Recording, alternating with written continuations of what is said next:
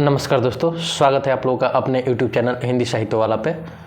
और आज जैसा कि आप लोग स्क्रीन पे देख रहे होंगे, लाल पान की बेगम, हम लोग इस कहानी को पढ़ेंगे।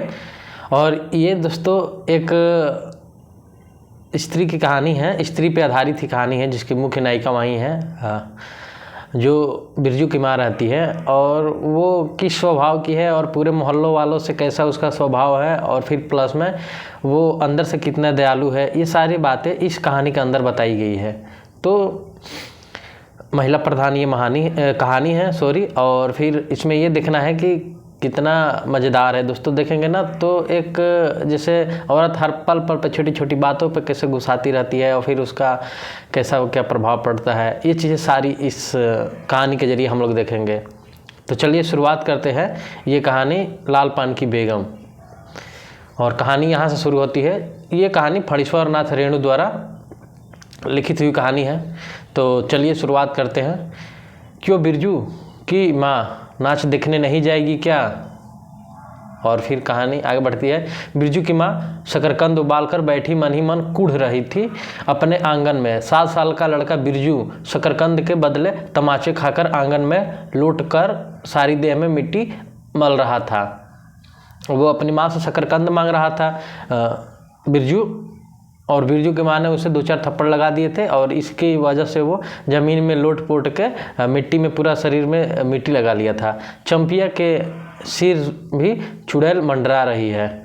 चंपिया जो है दोस्तों, इस नाम की लड़की, ये बिरजू की बहन है, और जो औरत जिसका मेन केंद्र में है उसकी लड़की है। आधे आंगन धूप रहते जो गई है सहुआइन की दुकान छोवा गुड़ लाने, सो अभी तक नहीं लौटी।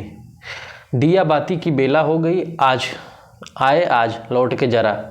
बागड़ बकरे की देह में कुकुरमाछी लगी थी, इसीलिए बेचारा बागड़ रह रह कर कूद फांद रहा था। एक बकरा था दोस्तों, बकरा भी पाल रखी है ये बिरजू के घर पे। बिरजू की माँ बकरा भी पाल रखी है, और उसमें कुकुरमाछी लग रही है। कुकुरमाछी मतलब दोस्तों होता है जो मक्खी की तरह, ये छोटी छोटी होती है प्रजाति का, और बहुत वो जैसे मच्छर काटते हैं ना, उस तरह की काटती रहती है। और एक झुंड में कह सकते हैं तो बहुत इकट्ठे जब लगती है किसी के शरीर पर ना, कोई जानवर और जो बदबूदार रहते हैं उन पर बहुत ज़्यादा लगती है, तो उन पर इकट्ठे 200, 300, 500 इस तरह मात्रा में इकट्ठे घने में रहती है। अब तो कांट नहीं की है, पर इकट्ठे रहती है बहुत घने में, और वो काटती है बहुत तेज। तो चलिए ये कहानी बढ़ती है। इसलिए बेचारा बागड़ रह रह कर कूद फांद रहा था, और बिरजू की माँ बागड़ पर मन गुस्सा उतारने का बहाना ढूंढकर निकाल चुकी थी। पिछवाड़े की मिर्च की फूली गांच बागड़ के सिवा और किसने कलेवा किया है। पीछे वो मिर्च का पौधा लगाई थी बिरजू की माँ, और ये जो बागड़ बिल्ला था बागड़ बकरा, ये चट कर गया था, मतलब उसको खा लिया था उस पेड़ को। बागड़ को मारने के लिए वह मिट्टी का छोटा सा ढेला उठा चुकी थी। पड़ोसी मखनीन फुआ की पुकार सुनाई पड़ी, क्यों बिरजू की माँ नाच देखने नहीं चलेगी? और पीछे एक बुआ रहती थी पड़ोसन में, मखनी फुआ। हर गांव में रहती है, किसी गांव में कुछ और फुआ का नाम रहती है। हमारे यहाँ भी एक फुआ है, तो इसी तरह हर गाँव की एक फुआ जरूर रहती है। तो उसी तरह एक वो फुआ रहती है उस गांव में, पूछती है कि नाच देखने नहीं चलेगी? बिरजू की माँ के आगे नाथ और पीछे पगहिया ना हो तब न फुआ। और बिरजू की माँ कहती है कि आगे नाथ और पीछे पगहिया ना हो तब न फुआ। गर्म गुस्से में बूझी नुकीली बात फुआ की देह में धंस गई, और बिरजू की माँ ने हाथ के ढेले को पास ही फेंक दिया। बेचारे बागड़ को कुकुरमाछी परेशान कर रही है। आ हाय आय आय हर हर, और फिर आय हाय। फिर उसके बाद बिरजू ने लेटे ही लेटे बागड़ को एक डंडा लगा दिया। बिरजू है जो लेट कर अभी रो रहा था नीचे ज़मीन पे, फिर उसने एक डंडा उठाया, 7 साल का लड़का, और एक डंडा मार दिया बकरे को। बिरजू की माँ की इच्छा हुई कि जाकर उसी डंडे से बिरजू का भूत भगा दे, किंतु नीम के पास खड़ी पनभरनियों की खिलखिलाहट सुनकर रुक गई। बोली, ठहर, तेरे बप्पा ने एक बड़ा हाथ छुट्टा बना दिया है तुझे, बड़ा हाथ चलता है लोगों पर, ठहर। और फिर मखनी फुआ नीम के पास झुकी कमर में घड़ा उतार कर पानी भर लौटती पनभरनियों में बिरजू की माँ की बाकी हुई बात का इंसाफ करा रही थी। जरा देखो तो इस बिरजू की माँ को 4 मन पाट का पैसा क्या हुआ, धरती पर पाँव ही नहीं पड़ते। निसाफ करो, खुद अपने मुंह से 8 दिन पहले ही गांव की गली गली में बोलती फिरी, हाँ इस बार बिरजू के बप्पा ने कहा है बैलगाड़ी पर बिठाकर बलरामपुर नाच दिखा लाऊंगा। बैठ, अब अपने घर है तो 1000 गाड़ी मंगनी मिल जाएगी। सो मैंने अभी टोक दिया। नाच देखने वाली सब तो ऑन पॉन तैयार हो रही हैं, रसोई पानी कर रहे हैं। मेरे मुंह में आग लगे, क्यों मैं टोकने गई सुनती हो। क्या जवाब दिया बिरजू की माँ ने। और दोस्तों होता है ना कि अगर जो इस बुआ टाइप की रहती है हर गांव में, अगर उनको कोई महिला जवाब दे देती है तो उनको बहुत बुरा लग जाता है और फिर उसकी बुराई वो घूम घूम के पूरे गांव में करती रहती है। तो अब मखनी फुआ वहीं कर रही हैं। देखिए कहानी आगे देखते हैं। मखनी फुआ ने अपने पोपले मुंह के होठों को एक और मोड़कर ऐठती हुई बोली, अरे हा बिरजू भैया, बिरजू मैं या के आगे नाथ और न पीछे पगहिया हो, तब न फिर आगे जंगी की पतोहू बिरजू की माँ से नहीं डरती। उसी मोहल्ले में दोस्तों एक जंगी नाम का लठैत रहता था, उसकी पतोहू आई थी। वो बिरजू की माँ से नहीं डरती थी, बाकी सभी डरते थे, उसके मुंह पे नहीं कुछ बोलते थे। वह जरा गला खोल कर कहती है, फुआ आ सर्वे शीतल मिर्टी के मतलब सर्वे सेटलमेंट के हापकी के बासा पर फूल छापा किनारी वाली साड़ी पहन के तू भी भंटा की भेटी चढ़ाती तो तुम्हारे नाम से भी 2-3 बिगहा धनहर जमीन का पर्चा कट जाता। फिर तुम्हारे घर भी आज 10 मन सोना बंग पाट होता, जोड़ा बैल खरीदता। फिर आगे नाथ और पीछे सैकड़ों पगहिया झूलती। और फिर आगे देखते हैं कहानी। जंगी की पतोहू मुँहजोर है, रेलवे स्टेशन के पास की लड़की है। 3 ही महीने गौन की हुई नई बहू होकर आई है। सारे कुरमा टोली के सभी झगड़ालू सासों से एकाध मोर्चा ले चुकी है। उसका ससुर जंगी दागी चोर है, सिड़किलासी है। उसका खसम रंगी कुरमा टोली का नामी लठैत है, इसलिए हमेशा सिंह घुमाती फिरती जंगी है, जंगी की पतोहू। दोस्तों उसी मोहल्ले में जहाँ बिरजू की माँ रहती है, वहाँ पर एक जंगू की पतोही रहती है, जो जंगी नाम का है व्यक्ति। वो चोर है और उसका लड़का है वो लठैत है। और इसी बल पे वो उसकी जो नई नवेली दुल्हन आई है वो सबसे मोर्चा लेती रहती है। 3 महीने शादी के हुए हैं आए हुए, लेकिन 3 महीने में जितने उस मोहल्ले में एकदम नामी लड़ने वाली औरतें हैं, सबसे एक मोर्चा ले चुकी है।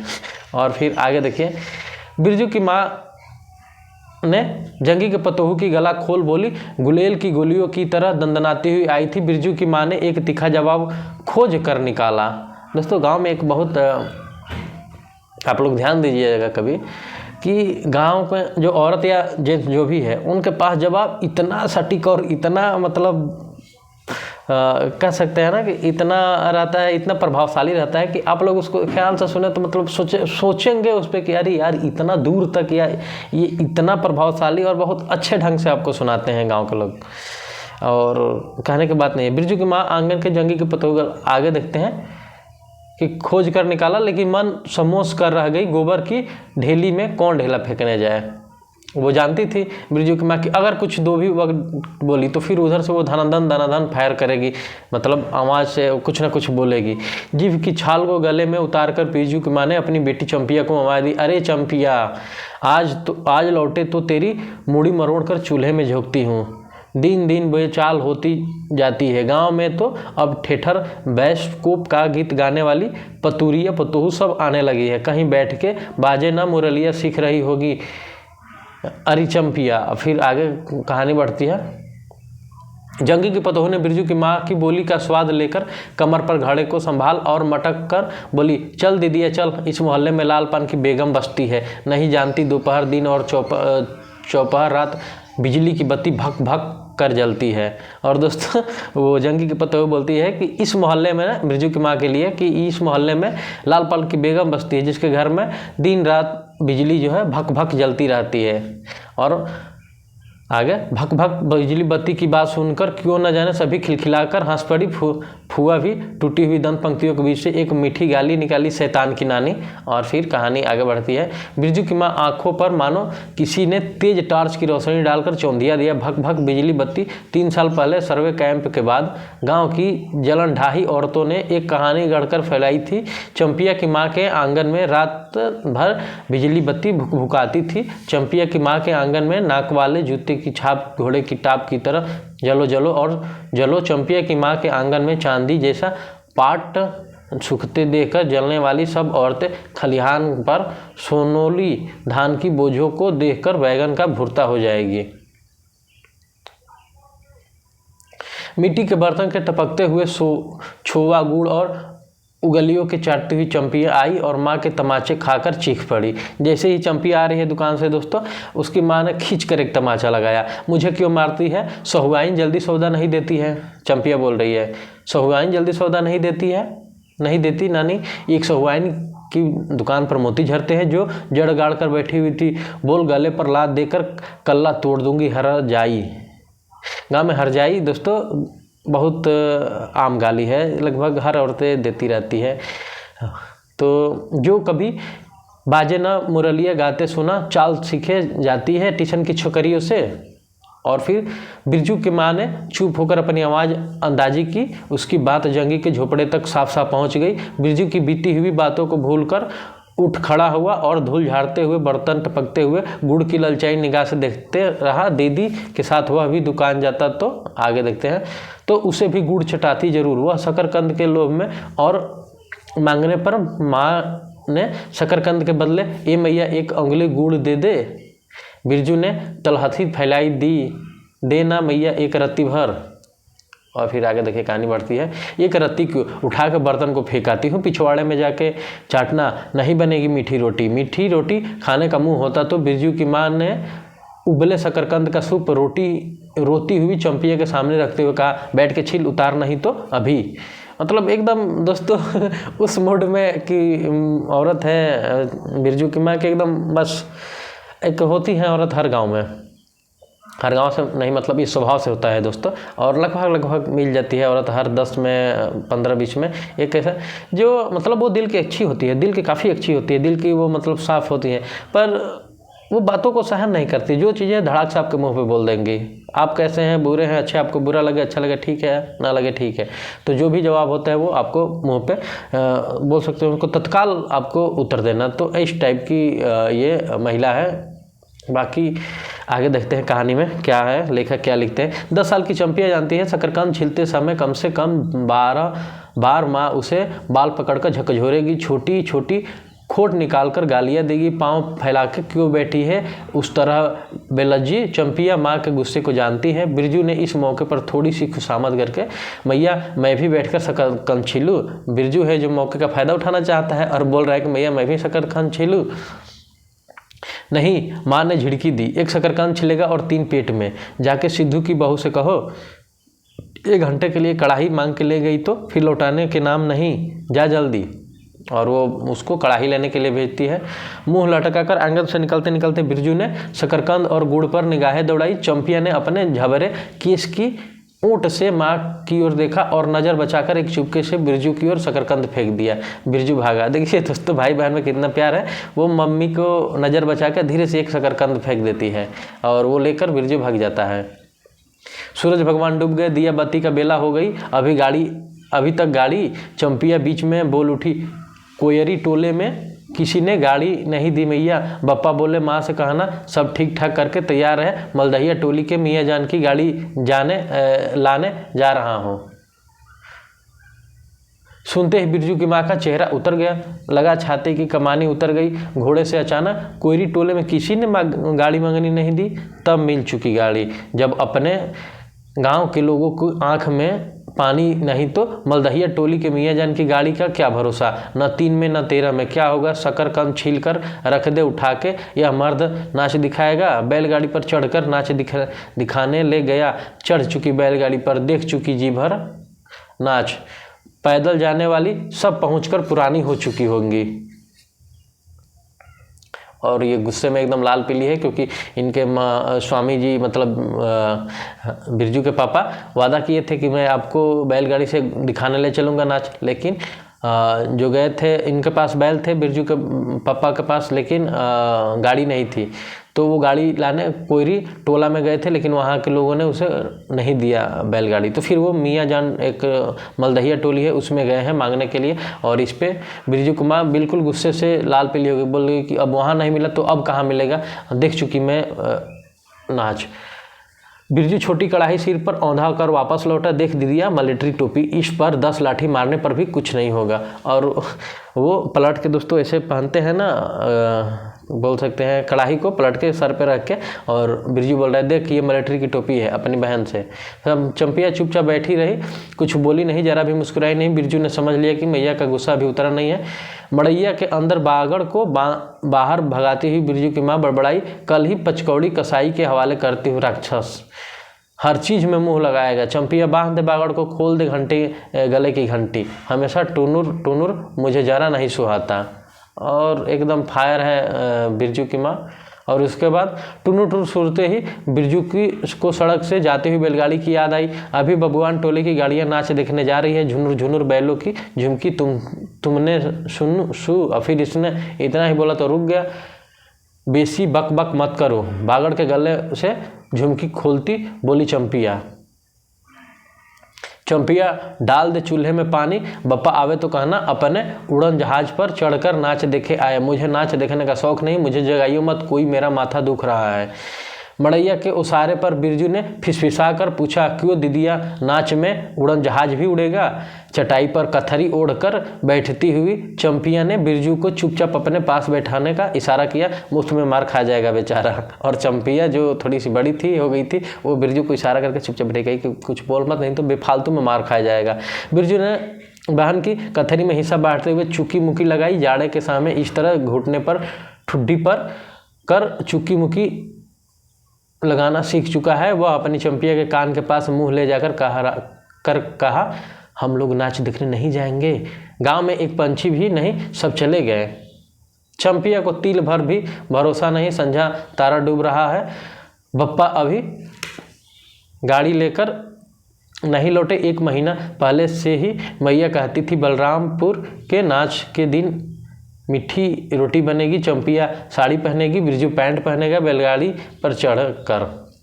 दोस्तों चूँकि ये प्रोग्राम बहुत पहले ही बन चुका था, इसकी वजह से अब चंपिया का माँ बिल्कुल फायर थी कि अगर भाई जाना नहीं था तो वादा क्यों किए थे। और ये एक बात चीज़ है, अगर आप लोग हमें जहाँ तक अनुभव है और जहाँ तक पढ़ाई लिखाई से ही जो ज्ञान आया है कि अगर कोई औरत है उससे कोई आप वादा करते हैं महिला मित्र से या महिला वो आपकी वाइफ हो, तो भैया अगर आप उसके सक्षम हो या समय पर कर पाए तो ही करें, नहीं तो फिर आपको वहीं आप समझ लीजिए कि cut cut cut cut cut cut cut सुनना ही पड़ता है।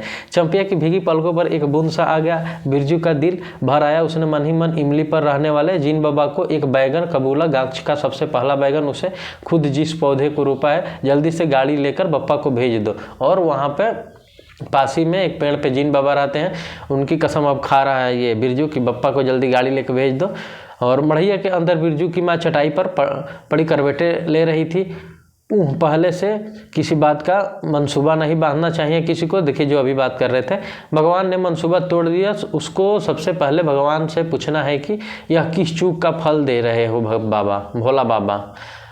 अपने जानते उसने किसी देवता पितर की मान मनौती बाकी नहीं रखी। सर्वे के समय जमीन की जितनी मनौतियाँ की थी ठीक ही तो महावीर जी का रूट तो बाकी है। हाय रे देव, भूल चूक माफ़ करो, महावीर मनौती दूनी करके चढ़ाएगी बिरजू की माँ। और बिरजू की माँ सोच रही है कि भाई ऐसा क्यों हुआ हम लोगों के साथ, मैं तो कुछ राखी न, जो मनौती मांगी हूँ सर्वे के टाइम जब हो रहा था, सर्वे के ज़मीन के समय, तो मैंने उस टाइम मनौती जिस भगवान को रखी थी तो सबको तो चढ़ा दी।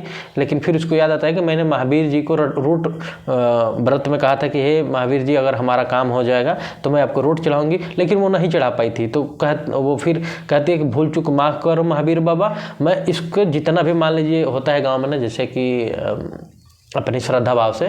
जैसे कि अगर हम लोग किसी काम को लेके अगर करते हैं और ये लगता है कि हो सकता है अड़ंगा आ जाए, एक दोस्तों निगेटिव भी तो सोच होती है ना पॉजिटिव के साथ साथ, तो आदमी मनौती रख देता है कि हे भगवान अगर हो जाएगा तो मैं 1 किलो लड्डू चढ़ाऊँगा, 1.25 किलो लड्डू चढ़ाऊँगा, 2.5 किलो लड्डू चढ़ाऊँगा। उसी तरह वो रोट चढ़ाने के लिए, रोट होता है दोस्तों उसको मतलब शुद्ध घी में छान के रोटी को ही पूड़ी को और उसको तोड़ के और उसमें गुड़ को ऐसे मतलब छोटा छोटा करके मीस का और से बनाया जाता है, उसको रोट कहते हैं। उसमें तुलसी जी की पत्ता उत्ता सब डालते हैं, काफ़ी टेस्टी रहता है दोस्तों। कभी भगवान का जहाँ दर्शन लगे वहाँ रोट आपको ज़रूर मिलेगा, जहाँ महावीर जी का हो तो आप लोग वहाँ खाइएगा। बिरजू के माँ के मन में रह रहकर जंगी की पतोही की बातें चुभती है। भक भक भक बिजली बत्ती, चोरी चमारी करने वाली बेटी पतोही जलेगी नहीं। 5 बीघा जमीन क्या हासिल की बिरजू के बप्पा ने, गांव की भाई खौकियों की आंखों में किरकिरी पड़ गई। खेत में पाट लगा देखकर गांव के लोगों की छाती फटने लगी। धरती फोड़कर पाट लगा है, बैसाखी बादलों की तरह उमड़ते आ रहे हैं। पाट के पौधे तो अलान तो फलान, इतनी आंखों की धार, भला फसल सहे जहाँ 15 मन पाट होना चाहिए, सिर्फ 10 मन पाट कांटा पर तौलकर ओजन हुआ भगत के यहाँ। इसमें जलने की क्या बात है भला। बिरजू के बप्पा ने तो पहले ही कुरमा टोली के एक एक आदमी को समझा के कहा, जिंदगी भर मजदूरी करते रह जाओगे, सर्वे का समय आ रहा है, लाठी कड़ी करो तो 2-4 बीघे जमीन हासिल कर सकते हो। सो गांव की किसी पुत खौकी का भतार सर्वे के समय बाबू साहेब के खिलाफ खांसा भी नहीं। बिरजू के बप्पा को कम सहना पड़ा है। बाबू साहब गुस्से से सर्कस नाच के बाघ की तरह हुमड़ते रह गए। उनका बड़ा बेटा घर में आग लगाने की धमकी देकर गया। आखिर बाबू साहेब ने अपने सबसे छोटे बेटे लड़के को भेजा और बिरजू की माँ को मौसी कह के पुकारा। यह ज़मीन बाबूजी मेरे नाम से खरीदी थी, मेरी पढ़ाई लिखाई इसी ज़मीन के ऊपर से चलती है। और कितनी बातें खूब मोहना जनता है, उतना जरा सा लड़का ज़मींदार का बेटा है। और दोस्तों फिर आगे कहानी बढ़ती है। चंपिया बिरजू सो गया क्या, यहाँ आ बिरजू अंदर, तू भी आ चंपिया, भला आदमी आए तो एक बार आज। और फिर मूड में है वो बोल रही है कि आज बस बिरजू के पापा आ जाए। बिरजू के साथ चंपिया अंदर चली गई। ढिबरी बुझा दे, बप्पा बुलाए तो जवाब मत देना, खपची गिरा दो। और दोस्तों बोल रही है कि अगर बिरजू के पापा आके आवाज़ भी दे तो तुम जवाब मत देना, भला आदमी रे भला आदमी, मुंह देखो जरा इस मर्द का।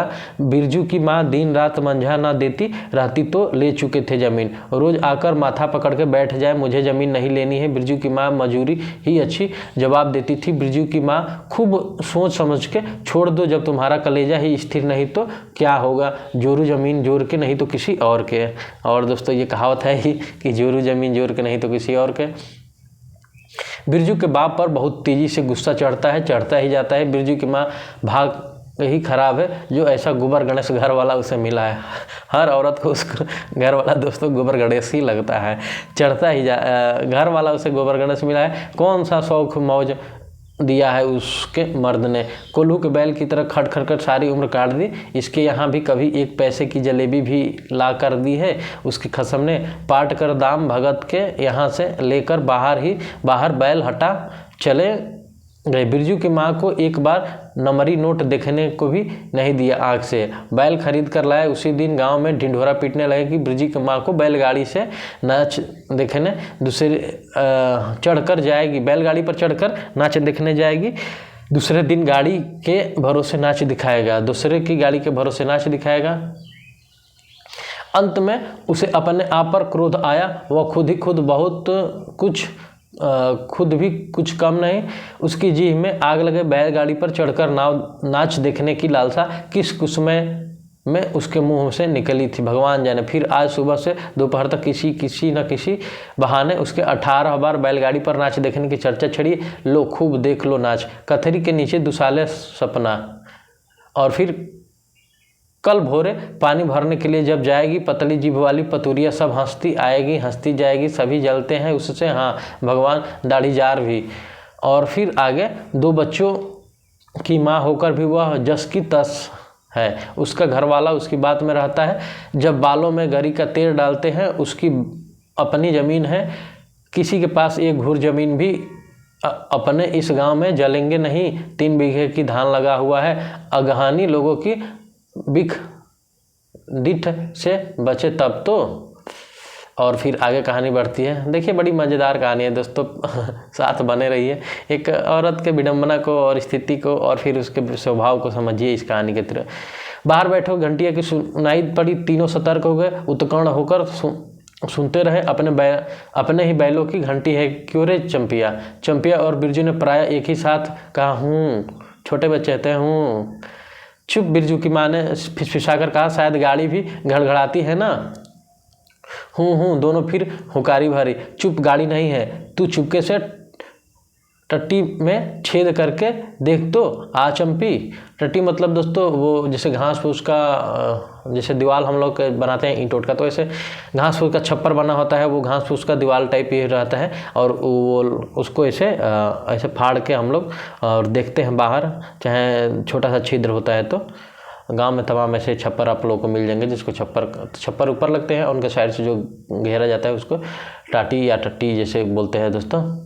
चंपिया बिल्ली की तरह हौले से पाँव से टट्टी की छेद से झाँक आई। हाँ मैया, गाड़ी भी है। बिरजू हड़बड़ाकर उठ बैठा, उसकी माँ ने उसका हाथ पकड़ कर सुला दिया। बोले मत। चंपिया भी गुदड़ी के नीचे घुस गई। बाहर बैलगाड़ी खोलने की आवाज़ सुनी। बिरजू के बाप ने बैलों को जोर से डांटा। हाँ आ गए घर आने के लिए छाती फटी जाती थी। बिरजू की माल ताड़ गई, जरूर मलदहिया टोली में गांजे की चिलम चढ़ रही थी। आवाज़ तो बड़ी खनखनाती हुई निकल रही है। और दोस्तों चंपिया हाँ बाहर से पुकार कर कहा। उसके बाप ने बैलों को घास दे दिया। चंपिया, अंदर कोई जवाब नहीं आया। चंपिया के बाप ने आंगन में आकर देखा तो रोशनी न चिराग न चूल्हे में आग। क्या बात है, नाच देखने उतावली होकर पैदल ही चली गई क्या सब। और उसके बाप बोल रहे हैं, कह रहे क्या बात है भाई, सब चले गए क्या उतावली होकर। बिरजू के गले में खसखसाहट हुई और उसने रोकने की पूरी कोशिश भी की, लेकिन खांसी जब शुरू हुई तो पूरे 5 मिनट तक वह खांसता रहा। बिरजू बेटा बिरजमोहन, बिरजू का पूरा नाम बिरजमोहन है दोस्तों। बिरजू के बाप ने पुचकार कर बुलाया। मैया गुस्से के मारे सो गई क्या। अरे अभी तो लोग जा रहे हैं। बिरजू की माँ के मन में आया कि कस कर जवाब दे, नहीं देखना है नाच, लौटा दो गाड़ी। चंपिया हाँ उठती क्यों नहीं, ले धान की पच शीश रख दे। धान की बालियों का छोटा सा झब्बा झोपड़े के ओसरे पर रखकर उसने कहा, दिया बालो। मतलब संध्या का समय हो गया था दोस्तों। तो गांव में क्या होता है कि शाम के समय जिसको गांव में सजवत या जो भी बोला जाता है हर जगह का, पर मान लीजिए पूर्वांचल में सजवत बोला जाता है। तो क्या होता है कि शाम के टाइम जैसे 5-6 बजे रोशनी सूर्य डूब गया तो उस टाइम गाँव में दिया या लालटेन जलाया जाता है और उसको बोला जाता है कि लक्ष्मी है। और उसको हर घर में बाहर और अंधेरे में दिखाया जाता है कि लक्ष्मी का टाइम हो गया। उसके बाद सब लोग रोशनी जलाते हैं। अब तो मान लीजिए हर जगह लाइट बत्ती और बिजली हो गया। बिरजू की माँ उठकर वो सारे पर आई। 1.5 पहर रात को गाड़ी लाने की क्या जरूरत थी, नाच तो अब खत्म हो गया होगा। ढिबरी की रोशनी में धान की बालियों का रंग देखते ही बिरजू की माँ का मन सब मैल दूर हो गया। धानी रंग उसकी आंखों में उतरकर रोम रोम में घुल गया। नाच अभी शुरू भी नहीं हुआ होगा। अभी अभी बलरामपुर के बाबू की सपनी गाड़ी मोहनपुर होटल बंगला से हाकिम साहब को लाने गई है। इस साल आखिरी नाच है। 25 टट्टी में खोस दे, अपने खेत का है। और अपने खेत का हुलस्ती बिरजू की माँ ने पूछा, पक गए हैं धान। नहीं, 10 दिन में अगहन चढ़ते चढ़ते लाल होकर झुक जाएंगे सारे खेत की बालियाँ। मलदहिया टोली पर जा रहा था, अपने खेत में धान देखकर आंखें जुड़ा गई। सच कहता हूँ 25 तोड़ते समय उंगलियां कांप रही थी मेरी। और फिर आगे कहानी बढ़ती है। बिरजू ने धान की एक बाली से एक धान लेकर मुंह में डाल दिया और उसकी माँ ने एक हल्की सी डांट दी। कैसा लुकड़ है रे तू, इस दुश्मनों के मारे तो नेक धर्म बच्चे, क्या हुआ डांटती क्यों हो। बिरजू के पापा पूछ रहे हैं। नवान के पहले ही, नेवान दोस्तों जिसको बोलते हैं, नवान के पहले ही नया धान जूठा देखते नहीं। अरे इन लोगों का सब कुछ माफ है। बिरजू के पापा बोल रहा है कि ये लड़के हैं, इनका सब कुछ माफ है, चिरई चुमुम है ये लोग। दोनों के मुंह में नवान के पहले नया अन्न न पड़े। इसके बाद चंपिया ने भी धान की बाली से 2 धान लेकर दांतों तले दबाए। ओ मैया, इतना मीठा चावल। बिरजू बोल रहा है दोस्तों, और गमकता भी है ना दीदिया। अपनी चंपिया बहन से बोल रहा है। बिरजू ने फिर मुंह में धान लिया, रोटी पोटी तैयार कर चुकी क्या? बिरजू के बाप ने मुस्कुराकर पूछा। नहीं, मान भरे सुर में बोली बिजली की माँ। जाने का ठीक ठिकाना नहीं और रोटी बनाती। वाह, खूब हो तुम। जिसके पास बैल है उसे गाड़ी मंगनी नहीं मिलेगी भला? गाड़ी वालों को भी कभी बैल की ज़रूरत होगी, पूछूंगा तब। कोयरी टोला वालों से ले जल्दी से रोटी बना ले, देर नहीं होगी। अरे टोकरी भर रोटी तो तू पलक मारते बना देगी। 5 रोटियां बनाने में कितनी देर लगेगी? अगर वाहवाही कर रहा है दोस्तों बिरजू के पापा कि तू तो पलक झपकते इतनी रोटियां बना देती है।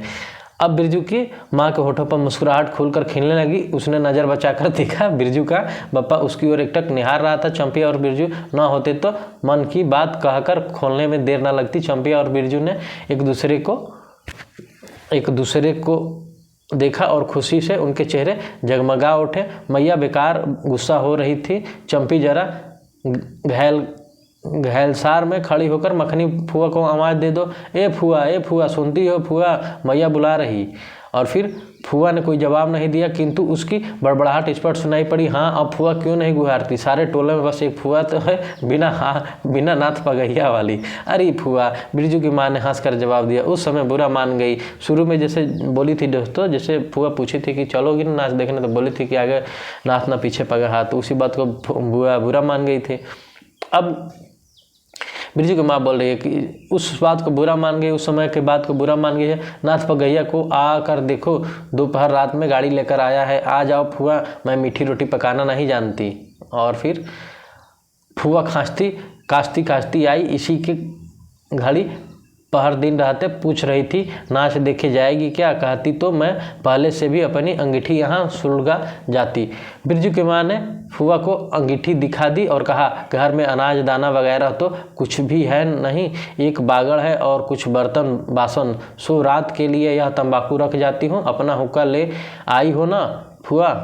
और फिर कहानी आगे बढ़ती है। फुआ को तंबाकू मिल जाए तो रात भर क्या 5 रात बैठकर जाग सकती है। फुआ ने अंधेरे में टटोलकर तंबाकू का अंदाज किया। ओहो, हाथ खोलकर तंबाकू रखा। फिर बिरजू की माँ ने अपने एक वह है सहुआइन राम कहो, उस रात को अफीम की गोली की तरह एक मटर भर तंबाकू रखकर चली गई गुलाब बाग मेले और कह गई डिब्बी भर तंबाकू है। बिरजू की माँ चूल्हा सुलगाने लगी। चंपिया ने शक्कर कंद को मसल कर गोले बनाए और बिरजू सिर पर कड़ाही औंधा कर अपने बाप को दिखलाने लगा मिलिट्री टोपी। फिर वैसे ही वो हरकत कर रहे हैं दोस्तों बिरजू, और 10 लाठी मारने पर भी कुछ नहीं होगा। सभी ठाठ कर हंस पड़े। बिरजू की माँ हंस कर बोली, ताखे पर 3-4 मोटे शकरकंद है, दे दे बिरजू को। चंपिया बेचारा शाम से ही। और फिर इसी पर उगती है, बेचारा मत कहो मैया। चंपिया बोलती है, खूब सचारा है यह। चंपिया झहकने लगी। कुछ क्या जानो कथरी के नीचे मुंह में क्यों चल रहा था बाबू साहब का। वो बिरजू की बात कर रही है। फिर हंसती है। बिरजू के टूटे दूध के दांतों के फांक से बोली निकली, ब्लैक मार्टिन में 5 शकरकंद खा लिया है। फिर हंसने लगती है। सभी फिर ठहाकर हंस पड़े। बिरजू की माँ ने फुआ का मन रखने के लिए पूछा, एक कनवा गुड़ है, आधा दूध फुआ? फुआ ने गदगद होकर कहा, अरे शकरकंद तो खुद मीठा है, उतना क्यों डालोगी? जब तक दोनों बैल दाना खाकर एक दूसरे की देह में जीभ से चाटे।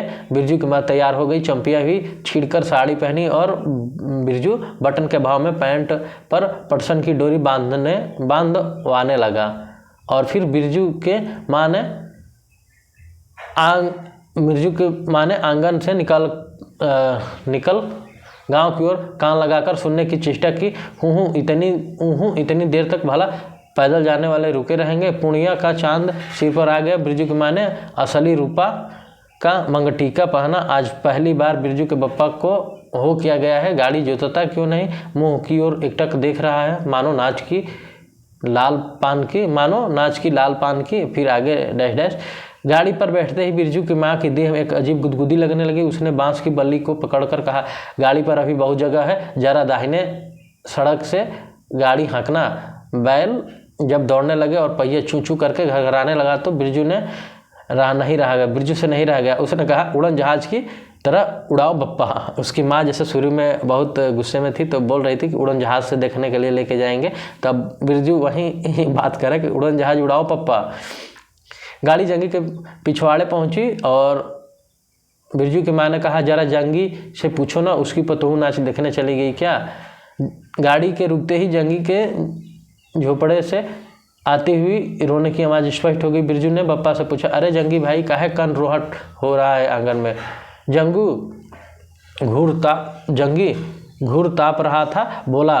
घूर ताप रहा था मतलब दोस्तों गांव में क्या होता है कि ये ठंडी के मौसम में होता है ना, तो आग जला देते हैं, फिर वहाँ तापने बैठ जाते हैं। क्या पूछते हो रंगी? बलराम से लौटा नहीं, पुतहुआ नाच देखने कैसे जाए? आसरा देखते देखते उधर गांव की सभी औरतें चली गई। अरे ट्यूशन वाली तो रोती ही है काहे? बिरजू की माँ ने पुकार कर कहा। आजा झट से, कपड़ा पहनकर, सारी गाड़ी पड़ी है बेचारी, आ जल्दी। बगल के झोपड़े से राधे की बेटी सुनरी ने कहा, काकी गाड़ी में जगह है, मैं भी जाऊंगी। बांस की झाड़ी के उस पार लरेना खवास का घर है, उसकी बहू भी नहीं गई। गिलट कर झुमकी कड़ा पहनकर झमकती आ रही है। आजा, वो बाकी रह गई है सब, आ जाए जल्दी। जग्गी की पतोह रेना की बीबी और राधे की बेटी सुनहरी तीनों गाड़ी पर पास आ गई। बैल ने पिछला पैर फेंका। बिरजू बाप ने एक भद्दी गाली दी, साला लताड़ मार रहा है, लंगड़ी बनाएंगे क्या पतोह के? सभी ठठाकर हंस पड़े। बिरजू की बाप ने घूंघट में झुकी दोनों पतोहों को देखा, उसे अपने खेत की झुकी बालियाँ याद आ गई। और फिर जंगी की पतोह का गौना 3 माह ही पहले हुआ था। गौने की रंगीन साड़ी, कड़वे तेल और लठवा सिंदूर की गंध आ रही। बिरजू की माँ को अपने गौने की याद आई। उसने कपड़े की गठरी में से 3 मीठी रोटियां निकालकर खा ले, एक एक करके। सिम रहा के सरकारी कूप में पानी ले लेना। गाड़ी गांव से बाहर होकर धान के खेतों के बगल से जाने लगी। चांदनी कार्तिक की खेतों से धान के झड़ते फूलों की गंध आती। बांस की झाड़ी में कहीं दुधी की लता फूली। जंगी की पतोह ने एक बीड़ी सुलगा कर बिरजू की माँ की ओर बढ़ाई। बिरजू की माँ को अचानक याद आई, चंपिया, सुनरे, रेना की बीवी और जंगू की पतोह, ये चारों ही गांव में बैशकूब की गीत गाती जानती है खूब। गाड़ी की लिक धान खेतों के बीच से होकर चारों ओर गौने की साड़ी की खसखटाहट जैसी आवाज़ होती है। बिरजू की माँ के माथे के मंग टिक्के पर चांदनी टिकती है। अच्छा, अब एक बैशकूब का गीत गा तो चंपिया, डरती है काहे? जहाँ भूल जाओगी बगल में मास्टरनी बैठी है। और बिरजू की माँ चंपिया से बोलती है कि वो गीत गाओ। दोनों पतोहुओं ने तो नहीं, किंतु चंपिया ने सुनरी ने खखाकर, जैसे दोस्तों क्या होता है कि जैसे गले से आवाज़ निकालते हैं जब कोई चीज़ बोलना होता है, चाहे गाना होता है, गला साफ किया। बिरजू के बाप ने बैलों को ललकारा, चल भैया और ज़रा जोर से गा रे चंपिया, नहीं तो मैं बैलों को धीरे चलने को कहूँगा। बिरजू का पापा बोल रहा है। जंगी की पतोहू ने चंपिया के कान में पास घूंघट ले जाकर कुछ कहा और चंपिया ने धीमे से शुरू कर दिया, चंदा की चांदनी। बिरजू को गोद में लेकर बैठी उसकी माँ। इच्छा हुई कि वह साथ साथ गीत गाए। बिरजू की माँ ने जंगी के पतोहू को देखा, धीरे से गुनगुना रही है। वह अभी कितनी प्यारी पतोहू है। गौने की साड़ी से एक खास किस्म की गंध निकलती है। ठीक ही तो कहा उसने, बिरजू की माँ बेगम है, लाल पान की बेगम है। यह तो बुरी बात नहीं, वह सचमुच लाल पान की बेगम है। और फिर आगे बिरजू की माँ ने अपनी नाक पर दोनों आंखों को केंद्रित करने की चेष्टा करके अपने रूप की झांकी ली। लाल साड़ी की झिलमिल किनारी मंगटिका पर चांद। बिरजू की माँ के मन में अब और कोई लालसा नहीं, उसे नींद आ रही है।